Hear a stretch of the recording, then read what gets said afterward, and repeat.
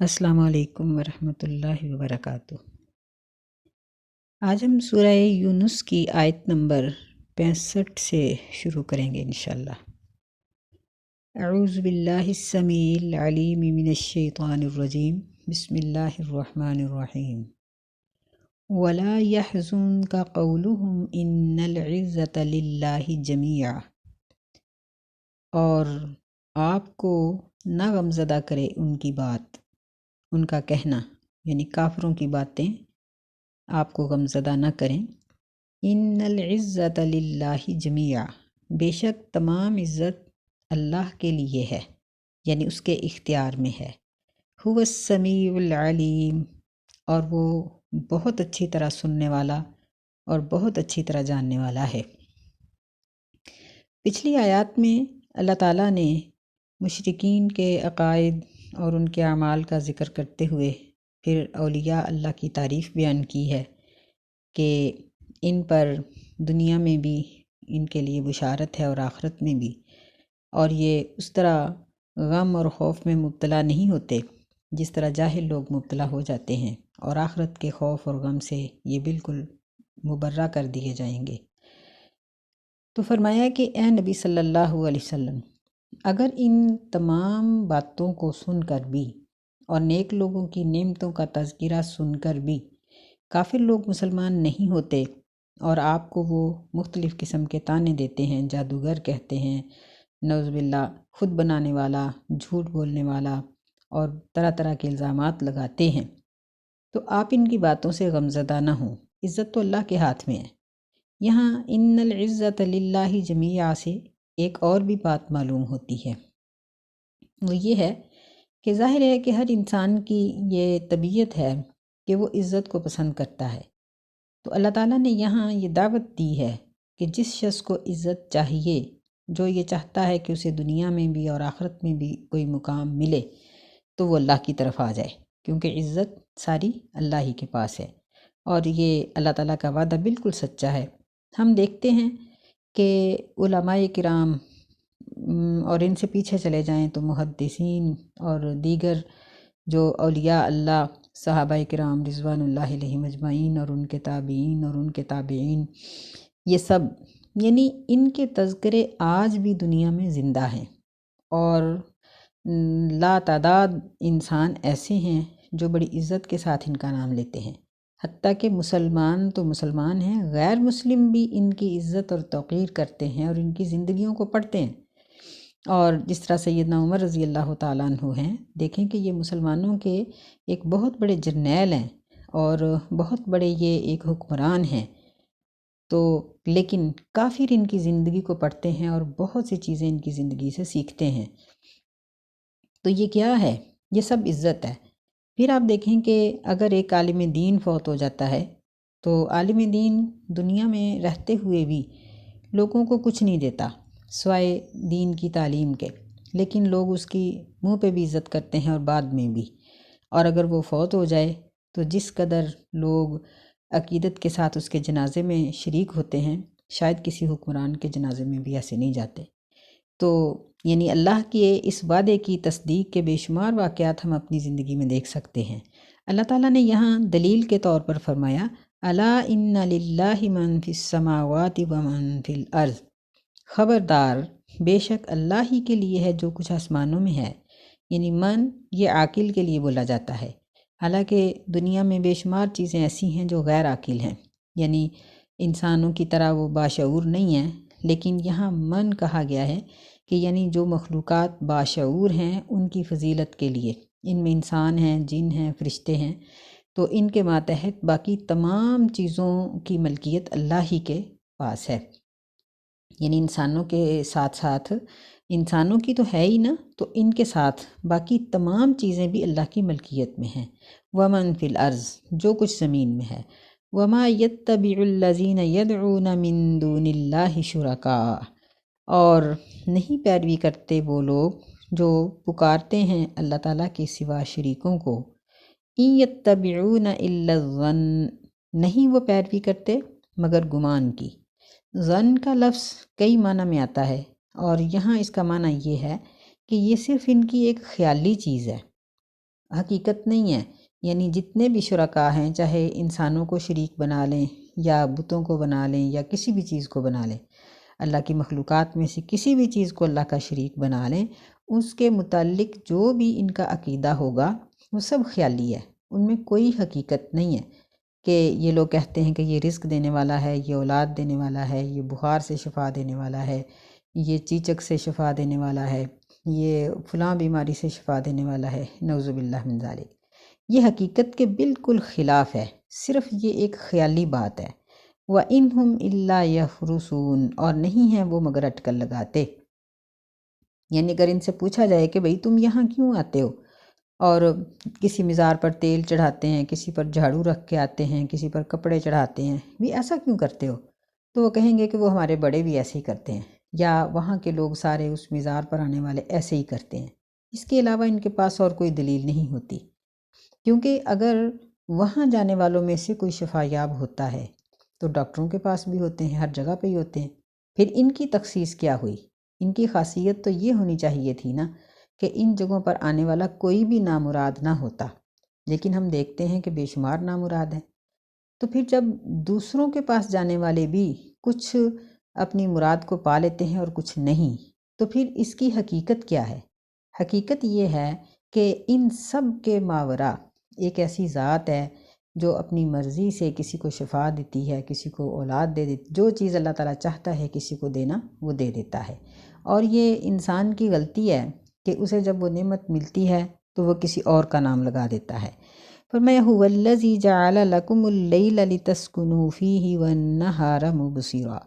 اللہ تعالیٰ تو وہ ذات ہے جس نے تمہارے لیے رات کو بنایا تاکہ تم اس میں سکون پکڑو، اور دن کو دیکھنے کے لیے بنایا۔ ان فی ذلک لآیات لقوم یسمعون، بے شک اس میں ضرور نشانیاں ہیں سننے والی قوم کے لیے۔ یعنی یہ اللہ تعالیٰ کی مہربانی ہے کہ اس نے انسانوں کے لیے رات اور دن بنائے۔ قالوا اتخذ اللہ ولدا سبحانہ، مشرکین نے کہا کہ اللہ تعالیٰ نے اولاد بنائی ہے، سبحانہ وہ تو پاک ہے، هو الغنی وہ بے پرواہ ہے، یعنی اسے اولاد کی کوئی ضرورت نہیں، کیونکہ اولاد ہوتی ہے بڑھاپے کے لیے، اپنی مدد کے لیے، اور یعنی اپنی غیر موجودگی میں کام کرنے کے لیے۔ اللہ تعالیٰ ان تمام چیزوں سے پاک ہے، اس لیے فرمایا کہ هو الغنی وہ بے پرواہ ہے، غنی ہے۔ لہو ما فی السماوات و ما فی الارض، اسی کے لیے ہے جو آسمانوں میں ہے اور جو زمین میں ہے۔ یہاں اللہ تعالیٰ نے ما کہا ہے، پیچھے من، ما یہ غیر عاقل کے لیے آتا ہے، یعنی جس طرح حجر و شجر اور یہ تمام وہ چیزیں جن کے اندر روح نہیں ہے، ان کو عربی زبان میں گفتگو کے دوران لفظ ما کے ساتھ ان کو مخاطب کیا جاتا ہے، ان کا تذکرہ کیا جاتا ہے۔ تو یہاں ما اس لیے کہا ہے کہ انسانوں اور جنوں کی نسبت باقی مخلوقات اللہ تعالیٰ کی بہت زیادہ ہیں، اور یہ اللہ تعالیٰ کی اپنی ایک حکمت ہے کہ وہ چاہے تو عاقل کو ترجیح دے یا غیر عاقل کو۔ ان عندکم من سلطان بہذا، نہیں ہے تمہارے پاس اس کے بارے میں کوئی بھی دلیل۔ اتقولون علی اللہ ما لا تعلمون، کیا تم اللہ کے بارے میں وہ باتیں کرتے ہو جو تم جانتے بھی نہیں ہو؟ یعنی پیچھے اللہ تعالیٰ نے اپنی قدرت کے دلائل پیش کیے، اور پھر یہاں یہ بات کہی کہ مشرکین کے پاس ان کے شرک کی کوئی دلیل نہیں ہے، یہ اللہ پر ایسی باتیں لگاتے ہیں جن کا خود بھی ان کو علم نہیں ہے، یعنی جن کی حقیقت کو خود بھی نہیں جانتے۔ قل ان الذین یفترون علی اللہ الکذب لا یفلحون، کہہ دیجئے کہ بے شک جھوٹ بولتے ہیں اللہ تعالیٰ پر وہ لوگ جو یعنی جو دنیا کے اندر جھوٹ بولنے والے لوگ ہیں، لا یفلحون وہ فلاح نہیں پاتے، یعنی پھر پڑھتے ہیں اس کو، کہہ دیجئے کہ بے شک جو لوگ جھوٹ بولتے ہیں اللہ تعالیٰ پر، لا یفلحون وہ فلاح نہیں پاتے۔ متاع فی الدنیا، کچھ فائدہ ہے دنیا کی زندگی میں، ثم الینا مرجعوہم، پھر ہماری طرف ہے ان کا لوٹ کر آنا، ثم نذیقہم العذاب الشدید بما کانوا یکفرون، پھر ہم ان کو چکھائیں گے سخت قسم کا عذاب اس چیز کے بدلے کہ وہ کفر کرتے تھے۔ یعنی جو اللہ پر جھوٹ باندھنے والے ہیں ان کو کہا کہ دنیا میں تھوڑا سا فائدہ یعنی جھوٹ بول کے کچھ کما لو جو کما سکتے ہو، بالآخر تم ہمارے ہی پاس آؤ گے اور پھر تمہیں اس بات پر سخت قسم کا عذاب کیا جائے گا۔ استغفر اللہ۔ آگے اللہ تعالیٰ نے اسی ضمن میں قوم نوح کا تذکرہ کیا، کیونکہ یہ لوگ بھی شرک میں مبتلا تھے اور شرک کی ابتدا کرنے والے تھے۔ وَاتْلُ عَلَيْهِمْ نَبَأَ نُوحٍ، اور پڑھیے ان پر نوح علیہ السلام کی خبر۔ اذ قال لقومه یا قوم ان کان کبر علیکم مقامی وتذکیری بآیات اللہ، جب انہوں نے اپنی قوم کو کہا کہ اے میری قوم، ان کان کبر علیکم، اگرچہ بہت بڑا لگتا ہے تم کو، مقامی میرا ٹھہرنا، وتذکیری اور میرا نصیحت کرنا، بآیات اللہ اللہ تعالیٰ کی آیتوں کے ساتھ، یعنی تم لوگ بڑا اس بات کو بوجھل سمجھتے ہو، تو پھر کیا ہے؟ فَعَلَى اللَّهِ تَوَكَّلْتُ، پس میں اللہ پر توکل کرتا ہوں۔ فَأَجْمِعُوا أَمْرَكُمْ وَشُرَكَاءَكُمْ، پس جمع کر لو تم اپنے معاملے کو اور اپنے تمام شریکوں کو۔ ثُمَّ لَا يَكُنْ أَمْرُكُمْ عَلَيْكُمْ غُمَّةً، پھر نہ ہو تمہارا یہ معاملہ علیکم غمۃً، تم پر چھپا ہوا۔ ثم اقضوا الی ولا تنظرون، پھر اس کو پورا کر ڈالو میری طرف اور مجھے کسی قسم کی ڈھیل نہ دو۔ یہاں اللہ تعالیٰ نے نوح علیہ السلام کا تذکرہ کیا۔ یہ اللہ تعالیٰ کی عادت مبارک ہے کہ اللہ جب بھی کسی قوم کو مشرک ہوں یا کافر ہوں یا کوئی اور، ان کو واضح و نصیحت کرتے ہیں تو پھر ان کو کوئی نہ کوئی ایسا واقعہ جو حقیقت پر مبنی ہوتا ہے وہ ضرور سناتے ہیں، کیونکہ اس کے بہت سے فائدے ہوتے ہیں۔ ایک تو یہ ہے کہ ایسے موقع پر مثال دینا ایک بہترین چیز ہے۔ دوسرا یہ ہے کہ اس سے انسان اور سننے والے اکتاہٹ کا شکار نہیں ہوتے۔ پھر اس میں یہ بھی بتایا گیا کہ نوح علیہ السلام نے نبی صلی اللہ علیہ وسلم کی طرح اپنی ساری زندگی اللہ کے دین کے لیے گزار دی، اور پھر اس میں یہ بھی بتا دیا گیا کہ اگر وہ مشرک تھے تو اللہ تعالیٰ کے عذاب سے نہیں بچ سکے۔ اور پھر اس واقعہ میں یہ بھی بتایا گیا کہ نوح علیہ السلام نے بھی اپنی قوم کو کہہ دیا تھا کہ تم میرے ساتھ ہر طرح کا مکر کر لو، مجھے اللہ بچانے والا ہے، جس طرح نبی صلی اللہ علیہ وسلم کو بے شمار قاتلانہ حملوں سے صرف اللہ ہی نے بچایا۔ پھر اس میں یہ بات بھی بتائی گئی ہے کہ انبیاء علیہ السلام کا توکل کس قدر مضبوط ہوتا ہے، اور یہاں یہ بھی ہمیں معلوم ہوتا ہے کہ کفار یہ ہر دور میں جب کفر پر اور مخالفت پر اترتے ہیں تو کوئی کسر اٹھا نہیں رکھتے۔ تو سیدنا نوح علیہ السلام نے فرمایا کہ تم اپنے شریکوں کو ملاؤ اور مجھے ہلاک کرنے کے لیے ہر قسم کی تدبیر کر لو، اور کوئی بھی کام پیچھے نہ چھوڑنا، مجھے کسی قسم کی ڈھیل نہ دینا، کیونکہ مجھے اللہ بچانے والا ہے۔ فَإِن تَوَلَّيْتُمْ فَمَا سَأَلْتُكُم مِّنْ أَجْرٍ، بس اگر تم پھر جاؤ، لوٹ جاؤ، یعنی اگر مخالفت چھوڑ دو، تو میں نہیں سوال کرتا تم سے کسی بھی مزدوری کا۔ ان اجری الا علی اللہ وامرت ان اکون من المسلمین، نہیں ہے میری مزدوری مگر اللہ تعالیٰ پر، اور مجھے حکم دیا گیا ہے کہ میں مسلمانوں میں سے ہو جاؤں۔ یعنی سیدنا نوح علیہ السلام نے فرمایا کہ میں تم سے کوئی اجرت نہیں مانگتا، بلا اجرت تمہیں اللہ کا دین پہنچاتا ہوں اور تمہارا فائدہ کرتا ہوں، اور مجھے یہی حکم دیا گیا ہے کہ میں اللہ کا اطاعت گزار بن جاؤں۔ لیکن قوم نے لمبا عرصہ واعظ و تبلیغ کے باوجود نوح علیہ السلام کی بات نہ مانی۔ اللہ کہتے ہیں فَكَذَّبُوهُ فَنَجَّيْنَاهُ وَمَن مَّعَهُ فِي الْفُلْكِ، بس قوم نے اس کو جھٹلا دیا، بس ہم نے اس کو نجات دے دی، نوح علیہ السلام کو بھی اور جو اس کے ساتھی تھے ان کو بھی، فی الفلک کشتی میں، وَجَعَلْنَاهُمْ خَلَائِفَ وَأَغْرَقْنَا الَّذِينَ كَذَّبُوا بِآيَاتِنَا، اور ہم نے ان کو بنا دیا پیچھے آنے والے خلیفہ، یعنی جو لوگ کشتی میں سوار تھے انہی کو اللہ نے بچایا، باقی تمام لوگوں کو ہلاک کر کے ان سے ہی ساری مخلوقات پیدا کی، پوری دنیا ان سے آباد ہوئی۔ اور ہم نے وَأَغْرَقْنَا الَّذِينَ كَذَّبُوا بِآيَاتِنَا، اور ہم نے غرق کر دیا ان لوگوں کو جنہوں نے ہماری آیات کو جھٹلایا۔ فَانظُرْ كَيْفَ كَانَ عَاقِبَةُ الْمُنذَرِينَ، بس دیکھو کیسے انجام ہوا تھا ڈرائے گئے لوگوں کا۔ تو یہ نوح علیہ السلام کا واقعہ ہے، یہ عراق میں آئے تھے۔ ان کا کچھ واقعہ ہم پیچھے سورہ اعراف میں پڑھ آئے ہیں اور تفصیل سے آگے سورہ ہود میں انشاءاللہ آ جائے گا۔ ثم بعثنا من بعده رسلا الى قومهم، پھر ہم نے بھیجے نوح علیہ السلام کے بعد کئی رسول ان کی قوموں کی طرف۔ فجاؤہم بالبینات، پس وہ ان کے پاس روشن دلائل لے کر آئے۔ فما كانوا ليؤمنوا بما كذبوا به من قبل، وہ لوگ ایسے نہیں تھے کہ اس چیز پر ایمان لے آتے جس کو اس سے پہلے جھٹلا چکے تھے، یعنی ان کے باپ دادا نے نبیوں کا انکار کیا تھا تو آگے ان کی نسلوں نے بھی ایسا ہی کیا۔ كذلك نطبع على قلوب المعتدين، اسی طرح ہم مہر لگا دیتے ہیں حد سے بڑھ جانے والوں کے دلوں پر،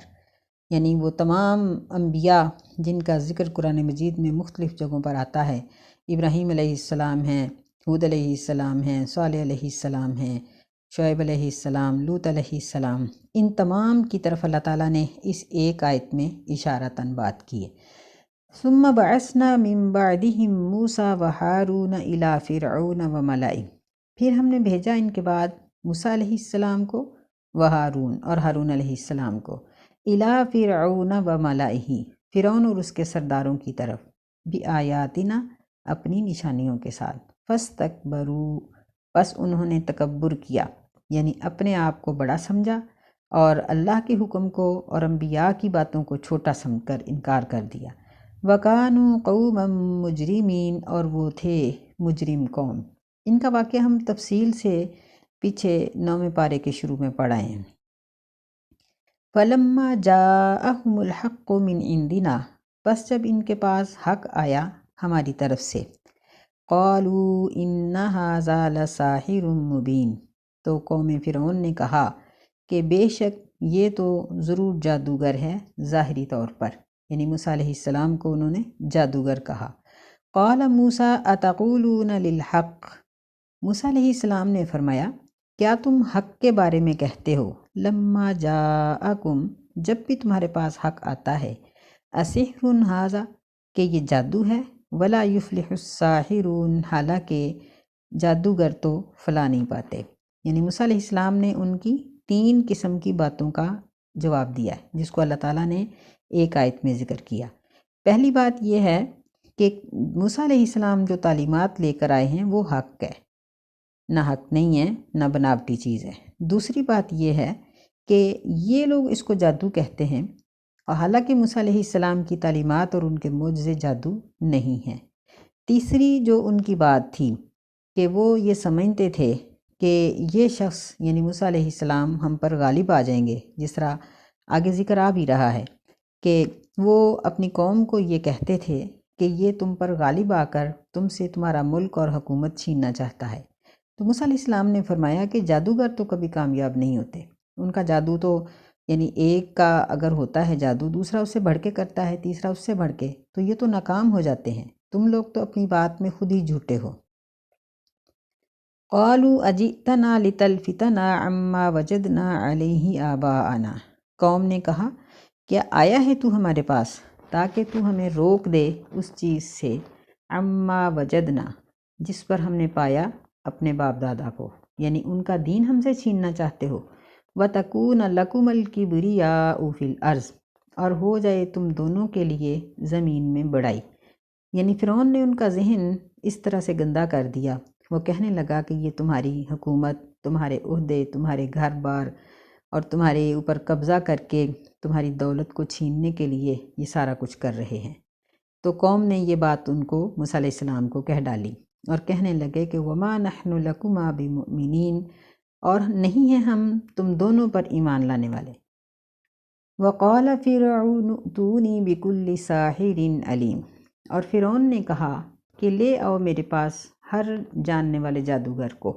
یعنی پورے ملک سے ماہر قسم کے جادوگر اکٹھے کیے گئے۔ فَلَمَّا جَاءَ السَّحَرَةُ قَالَ لَهُم مُوسَىٰ أَلْقُوا مَا أَنْتُم مُلْقُونَ، پس جب وہ جادوگر آ گئے تو ان کو موسیٰ علیہ السلام نے کہا کہ ڈالو جو بھی تم ڈالنا چاہتے ہو، یعنی موسیٰ علیہ السلام نے ان کو کہا کہ تم اپنے فن کا مظاہرہ کر لو، کیونکہ موسیٰ علیہ السلام جانتے تھے کہ ان کا معجزہ حقیقی ہے، اور جب بناوٹی بات کے بعد لوگ حقیقی بات کو دیکھیں گے تو پہچان جائیں گے۔ فَلَمَّا أَلْقَوْا قَالَ مُوسَىٰ مَا جِئْتُمْ بِهِ السِّحْرُ، جب انہوں نے ڈال دیا، یعنی اپنا جادو ڈال دیا، تو موسیٰ علیہ السلام نے فرمایا ما جئتم بہ السحر، یہ تم جو بھی جادو لے کر آئے ہو، ان اللہ سیبطلہ، بے شک اللہ تعالیٰ بہت جلدی اس کو باطل کر دے گا، ان اللہ لا یصلح عمل المفسدین، بے شک اللہ تعالیٰ نہیں اصلاح کرتا فساد کرنے والوں کے عمل کی، وَيُحِقُّ اللَّهُ الْحَقَّ بِكَلِمَاتِهِ، اور ثابت کر دے گا اللہ تعالیٰ حق کو اپنے کلمات کے ساتھ، یعنی اپنے حکم کے ساتھ، وَلَوْ كَرِهَ الْمُجْرِمُونَ، اگرچہ برا سمجھیں مجرم۔ یعنی یہ ہے انبیاء علیہ السلام کا توکل۔ پیچھے ہم نوح علیہ السلام کا توکل پڑھا ہے، اور اب یہاں موسیٰ علیہ السلام کا، کہ ان کو 100% یقین تھا کہ اللہ کا حکم ہی غالب ہوگا، اس لیے انہوں نے قوم کے لوگوں کو کہا کہ تم اپنے فن کا مظاہرہ کرو۔ تو جب انہوں نے وہ رسیوں سے اور لاٹھیوں سے سانپ بنائے تو موسیٰ علیہ السلام کو اس بات کا پکا یقین تھا کہ یہ باطل ہو جائیں گے۔ جہاں قرآن مجید میں موسیٰ علیہ السلام کے خوف کی بات کی گئی ہے، وہاں یہ خوف تھا موسیٰ علیہ السلام کو کہ لوگ اس فرق کو کیسے سمجھیں گے۔ ان کو دلی طور پر اس بات پر نہ خوف تھا اور نہ ہی جادوگروں کے جیت جانے کا کوئی شک تھا، کیونکہ انبیاء علیہ السلام تردد سے پاک ہوتے ہیں اور ان کا ایمان اور یقین کامل ہوتا ہے۔ یہی دعوت اللہ تعالیٰ ہمیں دے رہے ہیں کہ ہم بھی اپنا ایمان اور اپنا توکل پکا کریں، کیونکہ اسی میں ہی بقا ہے۔ اللہ تعالیٰ ہمیں توفیق خیر عطا فرمائے۔ السلام علیکم ورحمۃ اللہ وبرکاتہ۔